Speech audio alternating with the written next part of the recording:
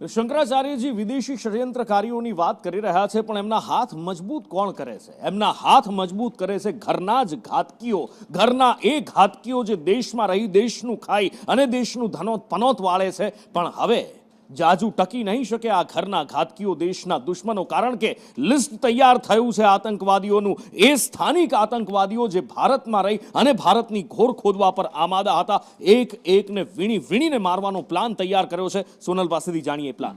જી ચોક્કસથી નુપુર, આર્મી દ્વારા, ભારત સરકાર દ્વારા જે વળતો જવાબ આપવામાં આવી રહ્યો છે, એમાં જે જમ્મુ કાશ્મીરમાં જે સ્થાનિક કેટલાક આતંકીઓ છે કે જે લોકો આતંકવાદીઓને સપોર્ટ કરી રહ્યા છે, ને એક રીતે કહે તો એ લોકો જ આતંકવાદી છે, તેમની સામે હવે કડકમાં કડક કાર્યવાહી કરવામાં આવી રહી છે. તેમના ઘરો પર અત્યારે બુલડોઝર ફેરવી દેવામાં આવ્યા છે અને 14 જેટલા આતંકીઓ છે કે જેમનું લિસ્ટ અત્યારે જાહેર કરવામાં આવ્યું છે. અનંતનાગમાં અત્યારે સેનાનું સર્ચ ઓપરેશન ચાલી રહ્યું છે. 175 જેટલા લોકોની અત્યારે અટકાયત કરવામાં આવી છે અને એ તમામ લોકોની અત્યારે પૂછપરછ કરવામાં આવી રહી છે. જે લોકો શંકાસ્પદ છે એ તમામ લોકોને સાઈડમાં રાખવામાં આવી રહ્યા છે અને એ લોકોની વધુ કડક રીતે પૂછપરછ કરવામાં આવી રહી છે.